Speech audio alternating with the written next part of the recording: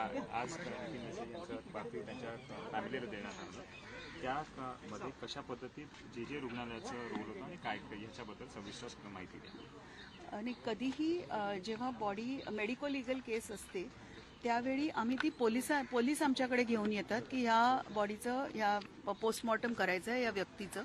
ते पोस्टमॉर्टम पूर्ण झाल्यावर आम्ही ती बॉडी पोलिसांना सुपूर्द करतो, पण पोलीस घटनास्थळी परत जाऊन तिकडे बॉडी देऊन मग ती नातेवाईकांना न देता ते पोलीस ती बॉडी तिथल्या तिथेच नातेवाईकांना हँडओव्हर करतात. ही प्रक्रिया परवा झाली असती, पण त्यांची मुलं परदेशी असल्यामुळे नातेवाईकांच्या विनंतीनुसार आपण ती मॉर्च्युरीमध्ये अजून त्यांना 2 दिवस ठेवलं.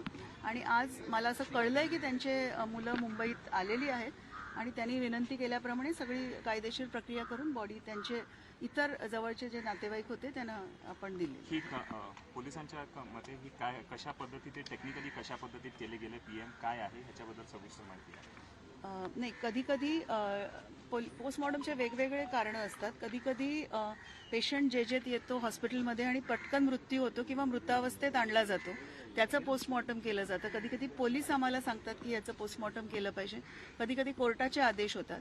तर ह्याच्यात आपल्याला पोलिसांचा पत्रव्यवहार झाला होता. त्याप्रमाणे जे हॉस्पिटल ग्रँट मेडिकल कॉलेज हे या भागातलं सर्वात मोठं मेडिकल कॉलेज असल्यामुळे इथे पोस्ट ग्रॅज्युएट फोरेन्सिक डिपार्टमेंट असल्यामुळे बऱ्याचदा अशा केसेस आपल्याकडे रेफर होतात. त्याप्रमाणे यांचं पोस्टमॉर्टम झालं आणि आपल्याला जर आदेशित असेल तरच आपण अंडर कॅमेरा पोस्टमॉर्टम करतो. तर ह्या बाबतीत आम्हाला आदेश होते म्हणून केलं. हे रुटीनली किंवा आम्ही आमच्या मनाने करू शकत नाही. आणि रिपोर्ट आपण पोलिसांना त्याच दिवशी दिलेला आहे. फायनल रिपोर्ट माझ्या मते विसेराचा रिपोर्ट आल्यानंतर 1 2 ते 3 आठवड्यात येईल आणि मग तो पोलिसांना हँडओव्हर होईल. थँक्यू.